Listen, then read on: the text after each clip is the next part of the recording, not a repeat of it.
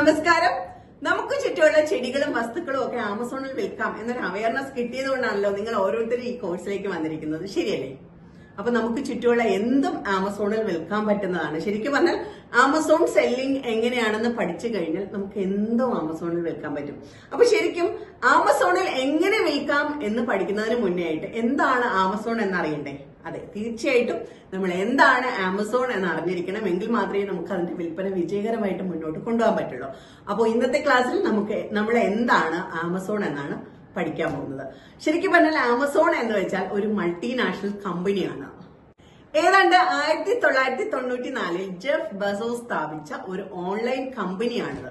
ശരിക്കും ഒരു ഓൺലൈൻ പുസ്തകശാലയായിട്ടാണ് ഇത് ആദ്യം തുടങ്ങിയത്. പിന്നീട് അങ്ങോട്ട് ഇത് ഇലക്ട്രോണിക്സ്, വസ്ത്രങ്ങൾ തുടങ്ങി ഒരുപാട് സാധനങ്ങൾ വിൽക്കുന്ന ഒരു കൊമേഴ്സ് സൈറ്റായിട്ട് മാറുമായിരുന്നു.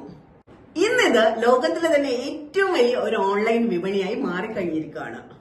അപ്പോ ആമസോൺ എന്ന് വെച്ചാൽ ഇന്നൊരു വലിയ മൾട്ടിനാഷണൽ കമ്പനിയാണ്. മൾട്ടിനാഷണൽ കമ്പനിയാണെന്ന് വെച്ചാൽ നിങ്ങൾക്ക് മനസ്സിലാവുന്നുണ്ടാവുമല്ലോ. ഇനി മനസ്സിലാവാത്തവർക്കായിട്ട് ഞാൻ പറഞ്ഞു തരാം. മൾട്ടിനാഷണൽ കമ്പനി എന്ന് വെച്ചാൽ പല രാജ്യങ്ങളിലായിട്ട് രജിസ്റ്റേർഡ് ഓഫീസുകൾ തുറന്ന പ്രവർത്തിക്കുന്ന ഒരു സ്ഥാപനത്തെയാണ് മൾട്ടിനാഷണൽ കമ്പനി എന്ന് പറയുന്നത്.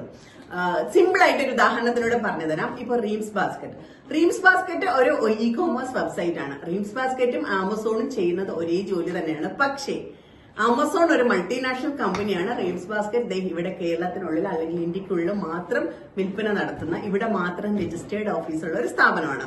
മൾട്ടിനാഷണൽ കമ്പനി എന്ന് വെച്ചാൽ ലോകത്തെ എല്ലാ രാജ്യങ്ങളിലും പല രാജ്യങ്ങളിലായിട്ട് അവർക്ക് രജിസ്റ്റേർഡ് ഓഫീസുകൾ ഉണ്ടാവും. അവിടെ എല്ലാം ബിസിനസ്സും ചെയ്യാൻ പറ്റും. അതാണ് മൾട്ടിനാഷണൽ കമ്പനി എന്ന് പറയുന്നത്.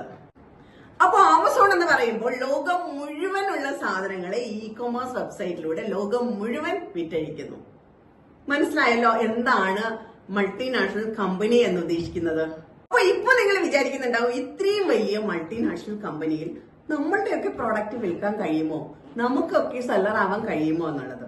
ഒട്ടും സംശയം വേണ്ട. നമ്മളെ പോലുള്ള സാധാരണക്കാർക്കും ആമസോണിൽ വിൽപ്പന ചെയ്യാൻ കഴിയും. നമ്മളെ പോലുള്ള സാധാരണക്കാർക്കും ആമസോണിൽ ഒരു സെല്ലർ ആവാൻ കഴിയും. പക്ഷെ അതിന് കുറച്ച് മാനദണ്ഡങ്ങളൊക്കെ ഉണ്ട്.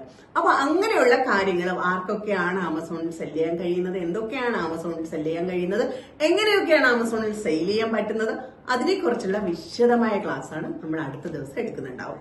ഓക്കെ.